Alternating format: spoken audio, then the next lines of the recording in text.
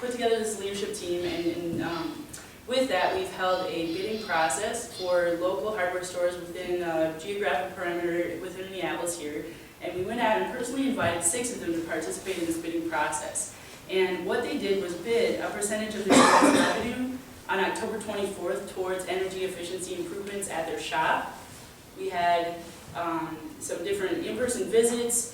We went out and we did some sidewalk chalking out at their store to just kind of raise visibility and get them engaged. And we had a couple of stores provide bids. The last day, we closed bidding last Monday at 3 o'clock. Early in the afternoon on that day, a couple hours before we closed bidding, we had Guse Hardware came through with 100% bid. Wow. And so I want to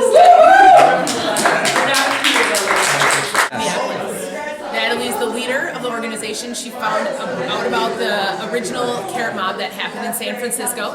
She brought it to the table via Facebook, put out a video showing I think it's really interesting that you're using Facebook. How much does that cost you?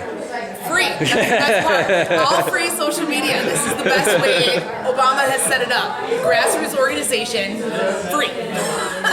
Best and easiest way. So she put it out there online and said, who wants to get involved in this? As soon as I saw it. How many members do you have now? Depends on what you mean by members. Yeah, we have 120 people that are currently fans on Facebook. Really? And how long since you started on there? Well, this is our 6th week. Really? But our Facebook profile page, our fan page is only a little under a month old. But since you can actually have the ability to go viral, you could grow geometrically. Absolutely. Right. So we have invited our friends and family. We've been meeting people as we go to events like this that we put on for. I hadn't heard of you before, but I was really impressed with your presentation. Thank you. And so this is really exciting. We have engaged a lot of people. I had the opportunity to speak with a few people from the Minneapolis Park and Rec Board the other night and invited them to join us on October 24th. So that's pretty exciting. Have you gotten any mainstream media at all interested in this? Have you been able to talk to them like the Star Tribune or TV stations? We actually I'm doing the media marketing spot for this. This is all new for all of us. I've never done media marketing. I'm learning everything. She's learning all about our social media sites as well as I am, as well as our other leaders. We put it out yesterday. Yesterday was our first real push for mass media. We went out to a lot of television channels, radio stations. We also went to print media. Great. What do you think would have been the effect if you'd done that same journey with a negative message? Do you think you would have met the same kind of people and same questions? Absolutely not a chance. Not a chance. I don't think we wouldn't have had anybody interested. This is, it's really, this is just really a great way to do this because it's positive. People can stand behind something that's positive. It's local. It's engaging the community, and we're supporting this. And suddenly you're using economic power because very often you're fighting economic power. It's hard to fight money with more money. It turns out you just face more money. You've gone around this a bit. I like what you've done very much. What are we going to do that day with your Carrotmob? We're trying to shop for things at this one hardware store. What do you see in the future after that?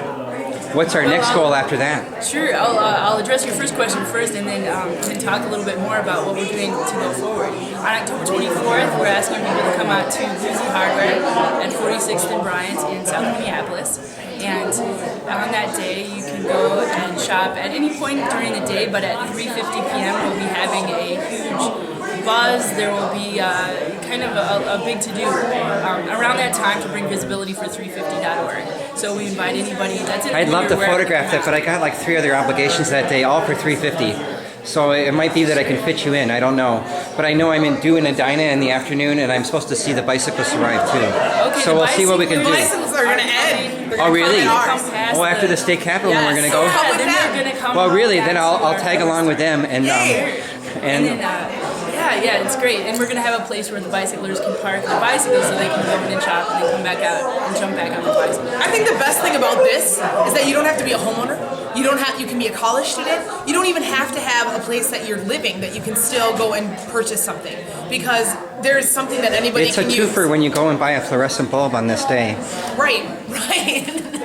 So you also asked about what's going on after October 24th. Yes. So we have October 24th. This is going to be shopping at the Guse Hardware, and we have an engaged group of leaders volunteers. We have engaged volunteers who are excited about this and are coming out to shop.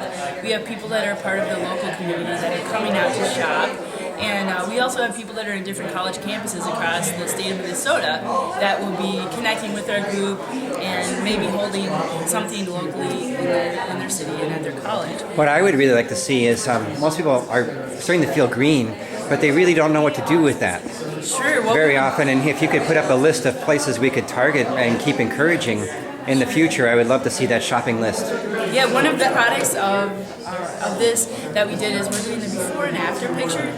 How does it affect the volunteers? How does it affect the local business? How does it affect people that are engaging us maybe as a sponsor? And so what we have done is we went out to the local hardware stores and put together a scavenger hunt of environmentally friendly items. Good. And then we'll be providing that to shoppers on a day if they'd like to purchase some of these items for their home. What kind of reaction did you get from the businesses? Was it a broad spectrum of reactions? Were people like stunned that you even asked? Mixed, yes.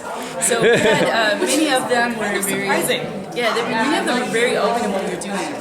And we're open to letting us come to their store. All of it. We didn't have anyone turn us I think away. you picked a good business though because they're so involved with actually green things whether they know it or not. Right, and that's actually one of the huge things that Guse Hardware made a comment about, was that when they had, a couple of years ago, when they had gone to a summit for hardware store owners, pretty much, they had realized that half the stuff that they had in their business was environmentally friendly, but nobody had actually pointed it out to them.